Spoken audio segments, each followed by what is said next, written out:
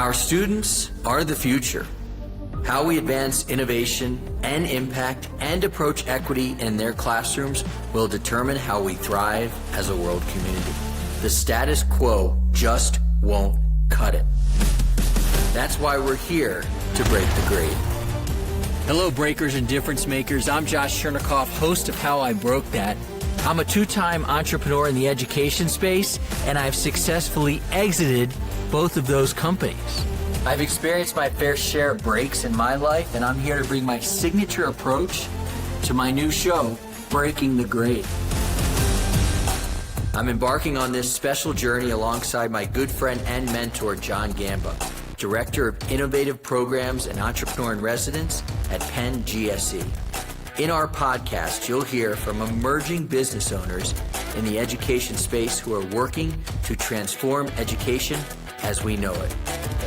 Tune in as we hear about industry trends, unique principles and practices, and the attempts that have and haven't worked for our grade-breaking guests. So fellow entrepreneurs and educators, what do you think? Are you ready to take a hammer to the education space and break the grade?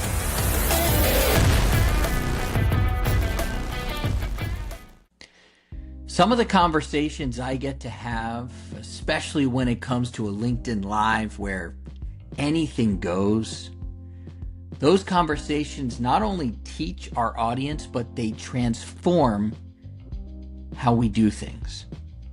Back in March of 2025, I got to sit down with John Gamba, as I normally do, on a LinkedIn Live every other week. And we had a wonderful conversation. John Gamba, who you might know, is one of my best friends. He's a mentor, he's a colleague, and he's the entrepreneur in residence at Penn's Graduate School of Education. And a conversation we had in March became one of the best and most watched LinkedIn Lives of the year. This wasn't just a chat about posting more. It was a blueprint for how education founders can build credibility, can build visibility, can build pipeline. Yes, can build pipeline through consistent, authentic engagement, especially on platforms like LinkedIn. And John broke down a strategy that he believes in and he has seen work time after time after time for founders. And this strategy converts clients into contracts. This strategy allows you to be more human because John and I both believe that humanity is your greatest sales tool in this AI-driven world. So this is one of our best LinkedIn Live conversations, and now we're bringing it back to you for our Best of Series 2025 on Breaking the Grade.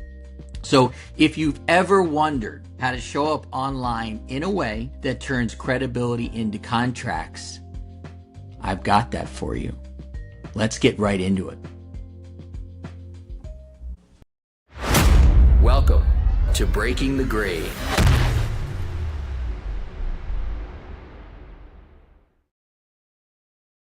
Hello, everybody. Welcome to LinkedIn Live. Man, John, it has been a while since we did this, so I fired up some music. Oh, we're getting back into it here. I always felt that when I ran my after-school enrichment business, that the day, July 5th was the end of the summer. And I had basically a week and a half to kind of get back into the groove until the schools came back and it was kind of time to roll back into it. But you and I have kind of been off over the last 6 weeks. I think most people who are members of our community know that my father passed away a month and a day ago. You and I have obviously spoken at length about that. And so Oh, has, good man. yeah, I don't even know where to start on that, except that taking it day by day. Our family moved, and you have been living your life, and that's a lot. And then I catch you eating string cheese. Yes, I was eating string cheese and I'm drinking Gatorade. I'm trying to stay in shape, trying to eat healthy, trying to watch the sugar, although the Gatorade and the Red Bulls don't do that. But yeah, it was great to see you in DC. My sister moved into the city and kind of share some fellowship over the 4th and hang with your wife and Camila. It was awesome. So that's been great, on top of the not so great with the tragic loss of your father. It's so tough, man. So tough. And I've been thinking about you and praying for you and praying for your family. And I just can't believe it. Thank you. I appreciate that. I'm trying to get back on the horse. Yesterday was 1 month, as you know, you and I talked about it. And some days are easier than others. So we're going to have a great show today. I'm obviously in a new location that you have been to. Uncle John came by for July 4th and gave Camila, our daughter, a pen shirt and a pen water bottle that she proceeded to drink out of and wear that shirt for basically the next week.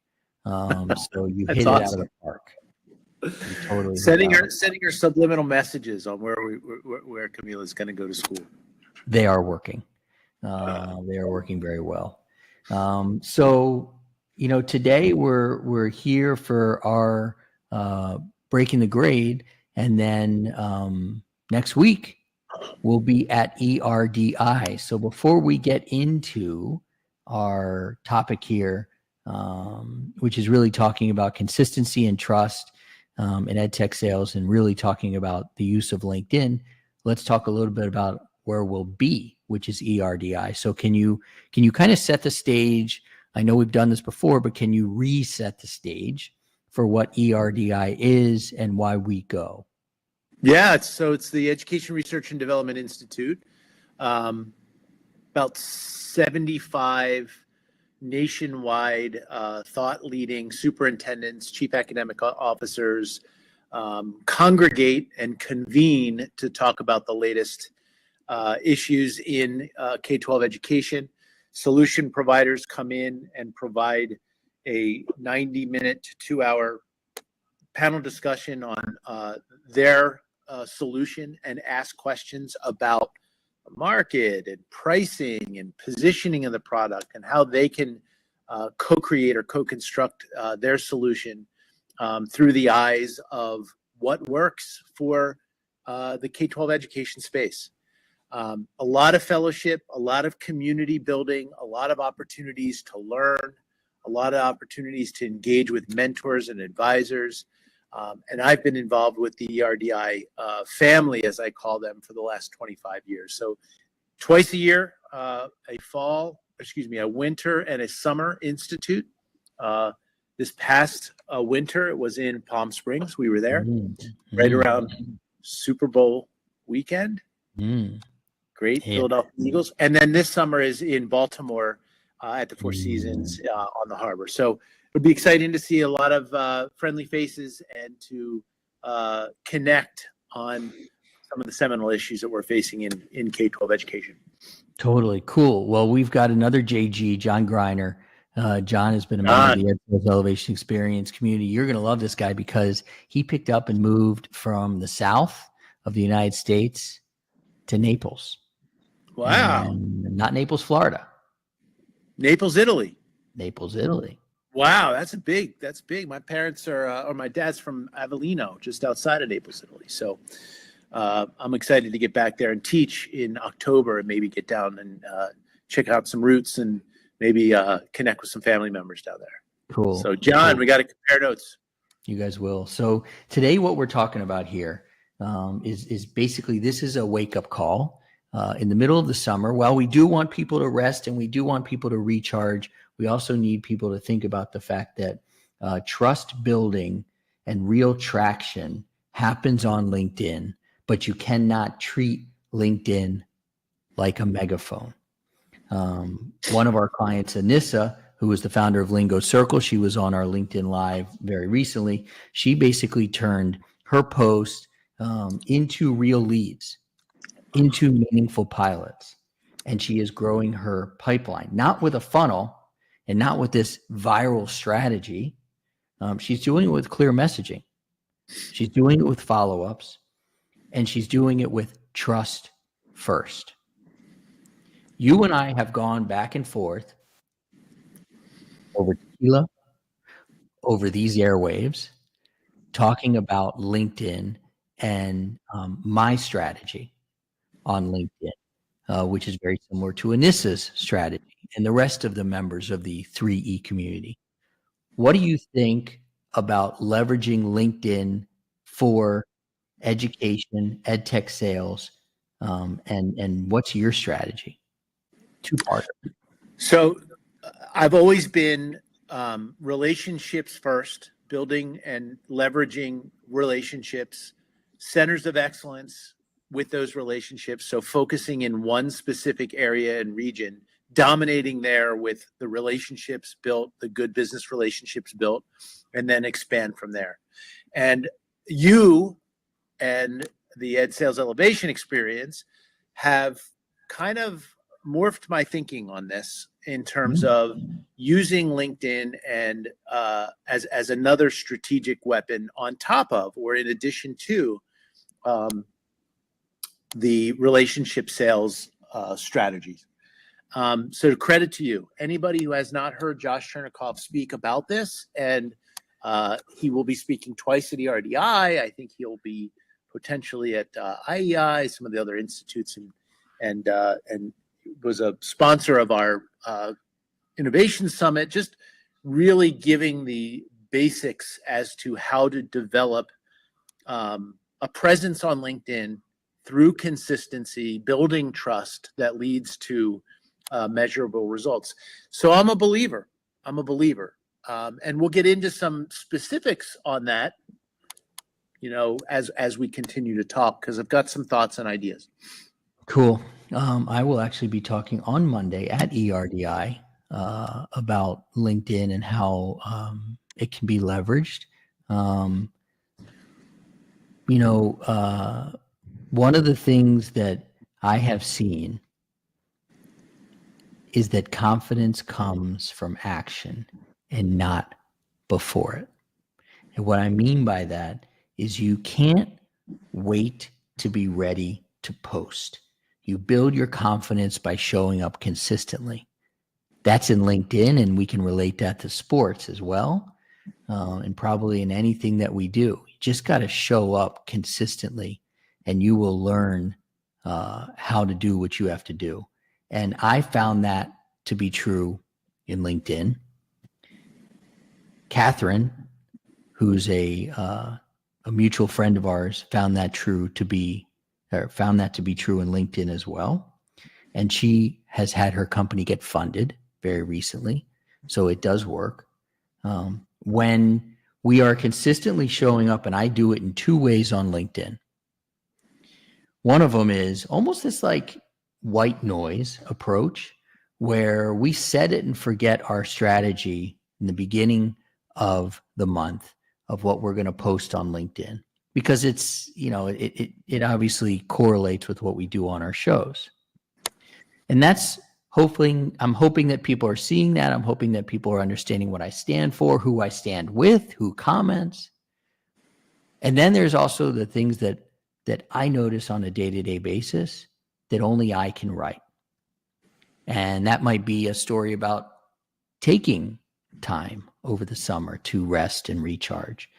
That might be a story about my father, which I wrote a couple weeks ago, which was about some of the things that, I was able to relate what he taught me in terms of growing up and not down and how that relates to business.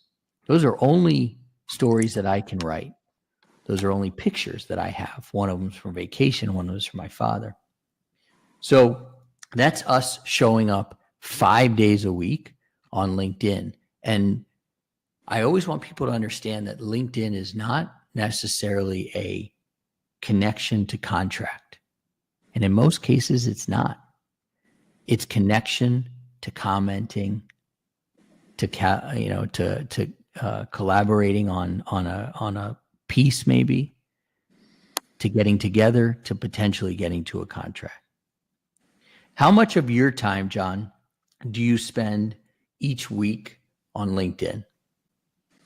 I do a lot of searching, and I do a lot of, to try to look at the backgrounds and the experience sets of people that I'm recruiting, people that I'm about to meet with in my entrepreneur in residence hours.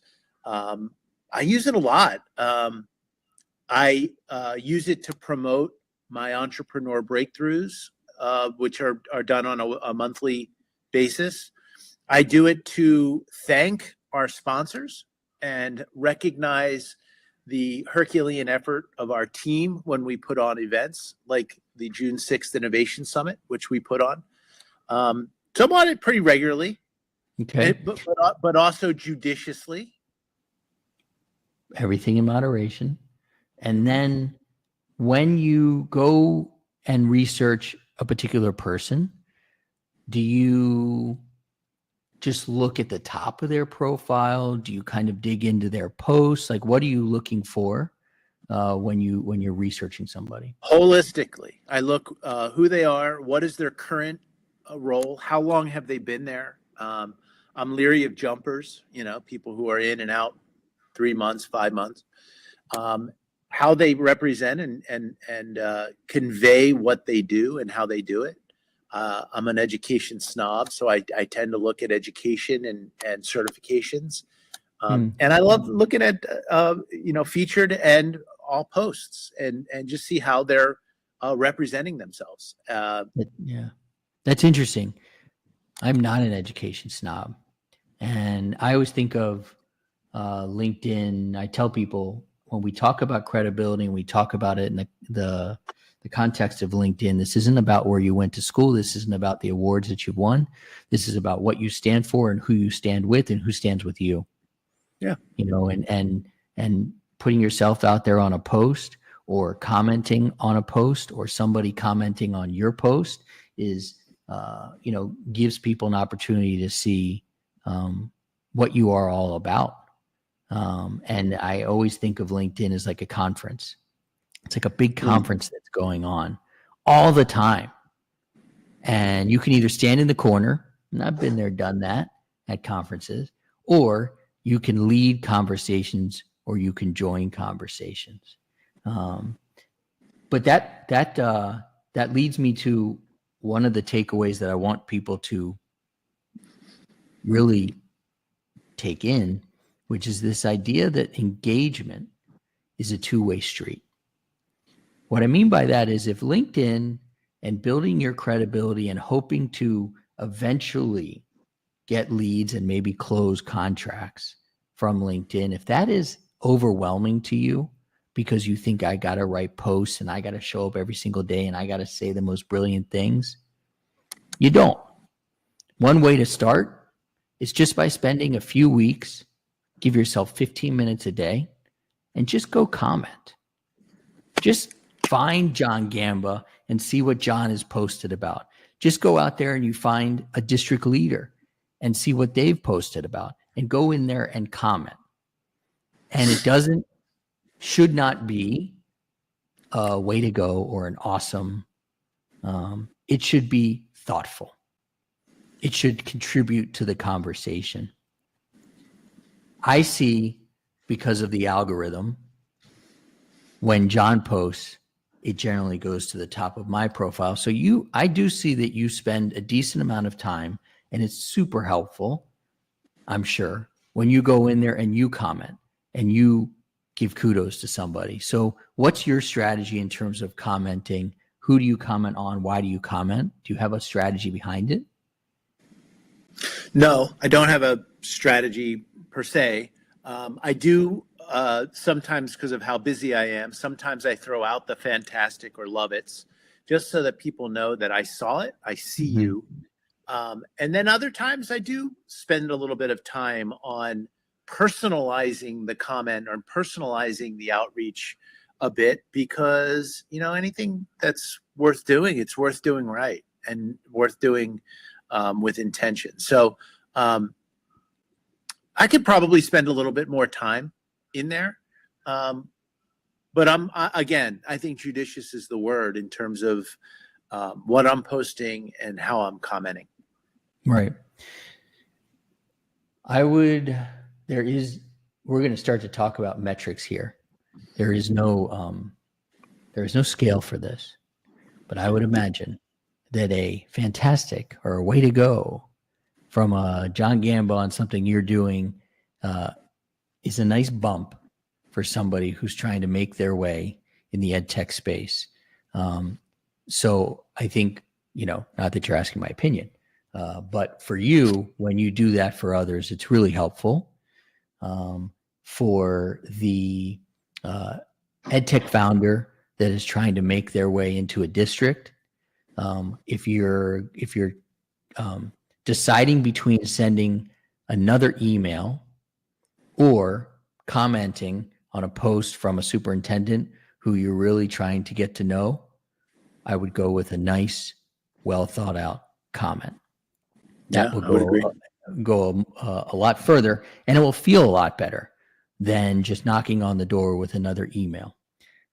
There is not a reason to truly focus on metrics, I believe, when it comes to LinkedIn. I was talking to somebody yesterday and they said, well, I got all these followers and blah, blah, blah. I was like, you know what? I honestly do not know how many followers I have or how many people I'm following or any of that crap. What I do know is the signals that I get from people on LinkedIn are very valuable. And when I get those signals, I follow them. So it's really important to forget the likes. Mm-hmm. Forget the likes. But it's really important to really measure and go deep on the comments that you get, on the introductions that you might be able to get through LinkedIn. Those are nice, warm introductions when somebody might tag you in, or you might be able to tag somebody else in thoughtfully. That is what will move sales forward. That being said, I think that there is a correct and an incorrect way of tagging people in. I am not a fan of when people just at the bottom of a post put your name and my name and a million other names. I think it's cheap. Mm-hmm. I would much rather that person just put one name or two names and really give you a softball and say, John, what do you think about this? Or Josh, what do you think about that? What's your feeling when somebody just tags you into something? I don't know if I would use the term cheap, but I would use the term similar. The reason why I don't want to just lean in on cheap is because I have a lot of people, very close associates and colleagues who do that, and that's their tactic. I don't do it, so that should be enough said in terms of my views. Others might argue that whatever it takes to build an audience by tagging in everyone, maybe that's a strategy. I would say this. I was really thinking about being prepared for today's talk and what else besides violently agreeing with consistency and trust creates a model of excellence for a post that will lead to results. And as I was thinking about that, I thought of people should check her out. A colleague of ours, Josh, Sophie Smith from College Contact. She's a Milken semifinalist. She's going to be at ERDI. And she recently did a post that I think is an absolute model. And the two words that I think of when I share this, you can go, connect with Sophie and look at about her third or fourth down post. And I would say authenticity and humility are also two important core values to effective posts in this day and age. Mm-hmm. How sick am I on Facebook, LinkedIn, when the post is just self-aggrandizing, if that's the word, self-promoting, and my kids are great, and my kid just graduated, or I just did this, or I just got that award. There's a place for that, but authenticity and humility together, I think, is a real interesting model of excellence. And recently, Sophie Smith wrote a post. It was really, really effective. It got results. And she said, anyone open for a coffee chat? I am looking for people who are in the higher ed space who understand admissions, enrollment, cost per admissions, and one other thing. Don't think I need help? ? This is me at the University of Texas in a red and white outfit just before the University of Oklahoma game, with a question mark, with her co-founder staring at her with her arms folded, like, what are you doing in a red and white outfit in the middle of the University of Texas with the biggest rival in the sport? She got over 100 likes, and I think something like 55 comments with ats. Talk to her, talk to him, talk to him. And it was a big win for her. What did she do? She asked the question, a very specific question, and then she humbled herself. Don't think I need help? Help me. And it was hilarious. And yeah, there were some of the comments that were just, me saying to her, don't show Emma Steele this, my niece who goes to the University of Texas. But others were really, really profound in terms of, you need to talk to her. We got you. We're going to support you. So, the authenticity, the humility, the creativity of a post also could go a long way instead of just flopping something up there. Totally agree. I saw the post. I saw your comment. I think the part about Sophie that is so important in that post is that that's not her 5. Yeah, totally. Absolutely. So that's where I think maybe we create the acronym CATH, right?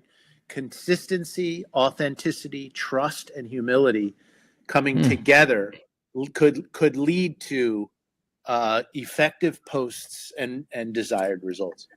That's great. And yeah, we're going to throw that in. It also shows that she's okay with self-deprecation. She's okay that I'm not, while I am a co-founder of a company that's doing very well, and I'm a multi-winner of pitch competitions, I need help. I'm humbling myself, and that is pretty cool, I think. No, totally. Agree with everything you say. And I just think about some of the folks that I've worked with who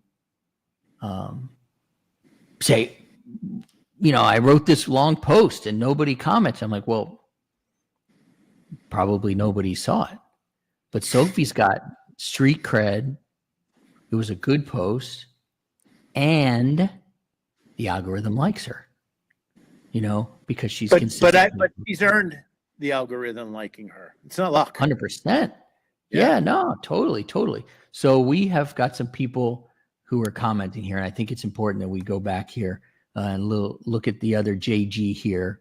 John Greiner here. Does it work any better if you comment perhaps for a couple weeks or months and then ask for the connection? That is an amazing approach. I am all in on that. That's great. John, you should definitely do that. And the fact that I love you saying that is because, you're really soaking in the Ed Sales Elevation Experience kind of model and method there. So that is great. Then we've got Austin Levinson. Austin said, what about if you post a follow-up to a previous post and you tag those who commented and reacted to the first post? This could be a group of 20 or 30. John, I'll let you take that one. I'm trying to get through that.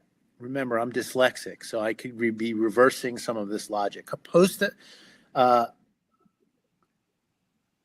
That's why I gave it. Post a follow-up to a previous post, and you tag those who commented and reacted to the first post. This could be a group of 20.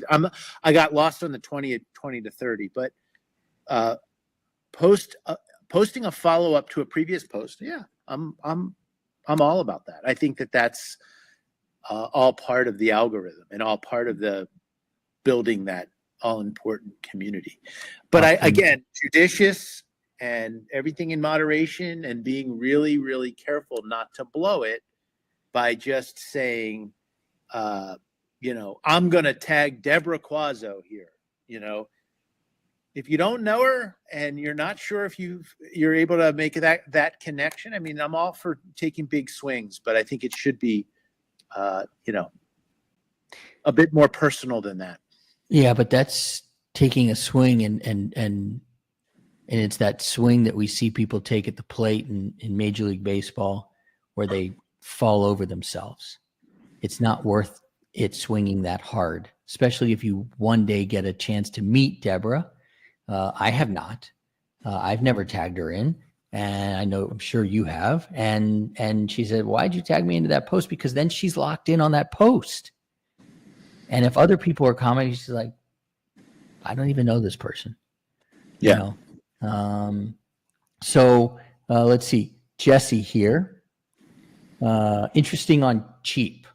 Okay. I used the word. I didn't know I was going to kind of push a few buttons here. So that's good. I love seeing people ping for other people that are thinking about the same problems and opportunities. So, okay. Jesse, fair point. Let me clarify then. I think it's cheap if you're just kind of trying to tread on somebody's cred. But if I'm writing something, and I know John pretty well, and I believe that he would find this interesting, yes, occasionally I might tag John in, or Catherine, or Austin, or people that I regularly talk with on LinkedIn. So hopefully that softens the cheap comment. I don't want to piss too many people off. Well, no, I love Jesse's comment. Let's really lean in on in terms of what she's saying, and let's talk about let's talk about the distinguishing factors of what we're saying, Josh. And I hope that you and I are in violent agreement again on this one.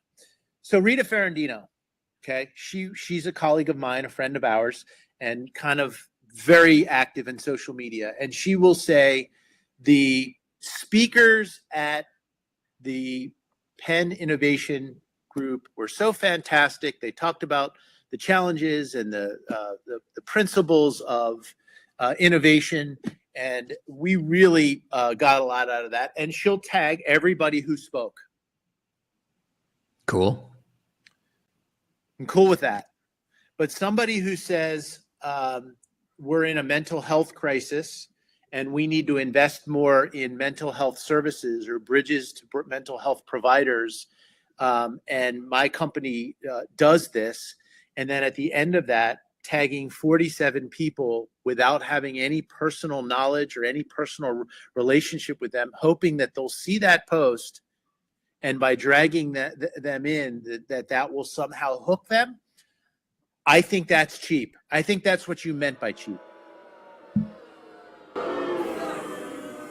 But maybe I'm wrong, and I'm not sure. And by the way, I could be wrong in terms of best practices, and if Jesse thinks that that's an appropriate way, I would just disagree and disagree respectfully. I think if you scroll down in the comments, Jesse says fair enough. So I think she's on board. And here's the thing, it's kind of, a lot of times people will say, well, should I do this or should I do that on LinkedIn? Just kind of got to do what feels right. And when you follow that, you're generally going to end up in the right place. I love what Aaron said here. LinkedIn is filled with AI slop. What if education ... or imagine, I think he meant imagine if education did ... Sophie's post sounds like it comes from a human being. Not only does it come from a human being, it comes from a badass, credible human being. And when a badass, credible human being puts out a great post, that's what happens. That is not AI slop. Yeah. And I know you don't like the AI slop. Yeah, I mean, AI slop is getting really tricky, right? Because AI is getting so good at knowing what is AI slop. 6 months ago, I would be able to say, AI slop. And I would guarantee that there's less of that happening now because AI is so good. Jesse or John, just so you know, Jesse said, great distinction on the difference. I totally agree. I agree totally. So you're in there. Okay, I'm gonna. By the way, I'll also go back. This is like viewpoint diversity too, where we find common ground. I'll also say that if a post is really good and somebody just drops in 40 ats, I too sometimes will go through the ats and say, who are they pointing to? So while I think generally that might be a little cheap, I also see that that can also be effective depending on how good the post was. That's another, lever, right? That where we kind of go up and down. If it's just clearly a self-promotion and let's throw 40 people up there, that's annoying and cheap. Okay. I'm going to go with a little bit of humility here. I'm going to be vulnerable on two things. First of all, the ats. When I see a good post with a lot of ats, I go person by person by person, and I send a thoughtful connection request saying, I saw what you said on that particular post, because generally they've commented, and it's great to be connected. So there is a gold mine in that post. Assuming those people have commented, then they have signaled to you, the writer, that their game to be tagged into the post. Now, I want to take it back to AI. I use a tool. It's called engage.ai. Happy to send people referral code. It's not going to build my house in Mexico, but it might put a brick in on the house in Mexico. Mm-hmm. And engage.ai helps me to comment. And it's an interesting tool where it lives in my LinkedIn, on my LinkedIn. And if there is a particular post that I want to comment on, I have created some personas within engage.ai, and it will help me write my comment. And that takes the weight of the LinkedIn world off my shoulders to sit there and think about exactly what I want to say, because I've trained engage.ai to think like me, to comment like me, and it helps me to get me 75% of the way there. Sounds like a good. That sounds like a good use of AI, effective or appropriate use of AI. I would just say be careful. Just to be open, direct, and honest with you, I've seen some of your posts where I know it was written by AI, and it annoys me because I like vulnerable Josh, I like real Josh, I don't like AI Josh. Which ones? We could sit down line by line, and I'll show you. Fine, we will. Fine. On Monday. No, I really mean that. And I also mean that 6 months ago, I guarantee 6 months ago, if 5 of your posts were AI powered and 5 of them were authentic, real, not AI powered at all, I'd be able to pick out 5 and 5. Now, if you went 5 and 5, it'd be hard. So that's how good AI is getting. And on that, by the way, I want to be clear. I'm for AI if you're checking grammar and you're thinking about better word choices and you're being more pithy and succinct. I'm not, again, into AI if it becomes more robotic, if it becomes more pedantic, if it becomes perfect. Not interested in perfect, Josh. I'm interested in Sophie, who's saying, I'm a shithead for going to the Texas with my red, and I need help. I'm ready to help you. Yeah. I think that's reasonable. I'm a little bit caught up on some of the P words that you used there. But I'll catch back up, I need my AI to tell me what to say, It's ingesting everything right now, and then it will Are you that will bring challenging back my out use of pithy and pedantic. and pedantic? Yeah, not challenging your use, just getting comfortable with your use of it. And I'll have to use those words this coming I wasn't week trying to at be ERD. pejorative. And you're sitting at Penn. I am. That's about the biggest P word I know. Dangerously using P words. Yeah, exactly. Where stay away. I want to give some action items for people on LinkedIn. I want to point out one thing is that we're here talking about LinkedIn. It is only one part of what you should be doing, obviously, when it comes to generating leads, building credibility, testing messaging. It's a great sandbox, to use one of the terms that I've learned from my wife who works at Deloitte, to kind of test things out. They use that word all the time, but it's not the only place. So LinkedIn is just one part of what we do. Back to LinkedIn. One thing you can do, audit your last 3 LinkedIn posts. Are they working? What's resonating? Alex Hormozy, who's great to listen to, got a great podcast. And Alex talks about the fact that messaging is like an accordion. You should start big, start wide, and then you go down and you figure out what works. And then you do what works and you focus on that. And then you go back out wide and then you go back in. So audit your last 3 LinkedIn posts.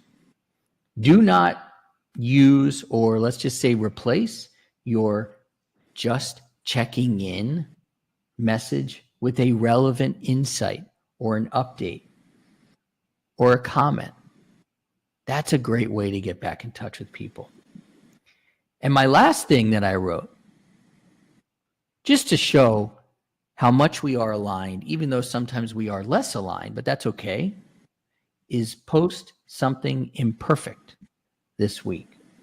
Something you've been overthinking. Hit publish, learn from the feedback. Yeah, by the way, Preposterous podcast partners. I think we're getting crazy with these P words. I think that's really, those 3 action items, I think were really good. And I think that I think you should repeat that again quickly. The Okay. 3.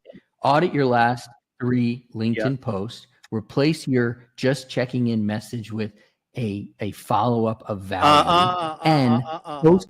So what that triggered me. Quality over quantity on number 2. Talk more. Just instead of just robotically saying, I got to get more out there and hope that I hook, really thinking about the response and what you're saying to get the hook. Okay. And then post something imperfect this week. And I think we could take this one a step further. We were talking about something you've been overthinking. Yes, hit publish, another P. But the imperfection could also be something that, theoretically a mistake you made, which is wearing the wrong thing to the wrong sporting event. Something that, you kind of show a little vulnerability. Could be powerful and productive. We've done this with C words. Oh, before, gosh. And now we're doing with P words. And those are 2 of the most dangerous words to do this with, That's C and P. So, before the audience responses here are fantastic. And I was just thinking, the ultimate with Breaking the Grade, with Ed Sales Elevation, with Penn GSE and our Entrepreneur in Residence Hours, and the audience that's being built here.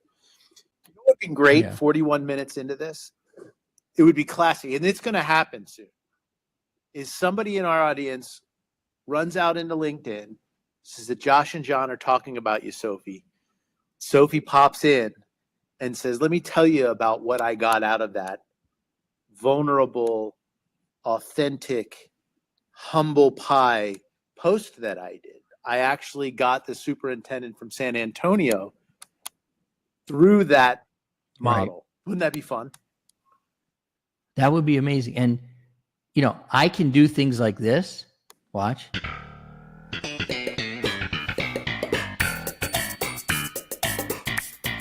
right? I know how to do that. I also know how to bring Sophie in. We could give her a link if Sophie were to have joined us. We should have her on someday.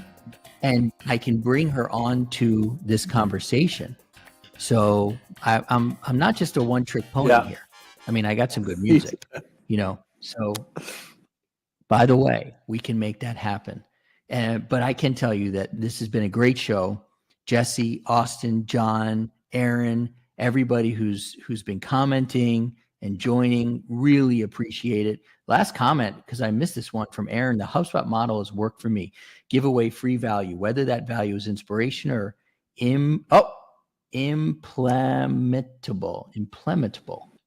Geez, guys. Or implementable knowledge, and be self-deprecating and humble throughout.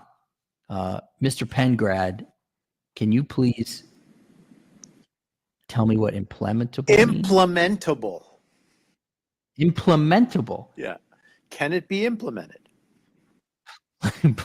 That could be. I'm gonna say that could be, because I spent the majority of the last 4 years in Mexico. So my English is, I'm just reading words a little differently. Implementable. Gosh, I'm wondering when my dean's going to walk in and say, "What are you talking about?" Dean's going to walk in and say, "You're fired." No, if I'm not careful. Stop with the C words and P words, man. Yes, implementable. He's going to push you out. I'm with Aaron on that, by the way, in terms of the hub. Darn it. All right, Aaron. Thanks a lot for that. I'm never going to live that one down. So, guys, I was wondering how it would feel to kind of come back on this show after some of the stuff that's gone on, but it feels really good to be back with this group. Obviously, John, you and I, are consistently communicating, but this is a whole different place when we're in front of other people. So, again, John, Jesse, Austin, Aaron, everybody who commented, really appreciate it. It's been fun being back here after some time off. And next week, I will be live at ERDI in Baltimore. And if I can grab the great John Gamba, because he's around, I will. Otherwise, I'll be flying solo. And Jesse, you are working on your imperfect post. Yeah. And that's great. Yes. Add a picture of you from many years ago, or, something unique. And when you post that next imperfect post, you have my permission to tag me in. Me too. I would. Okay. Hashtag. It feels like America's Got Talent. You got two. What do they do? Likes or yeses? Jesse, you got 2 yeses. All right. So, thank you guys. Austin, hope you're well. Connected with me on LinkedIn. I'd love to connect with you. And just tag John into everything. He loves it. Talk soon. All right, guys. Thank you. Have a good one.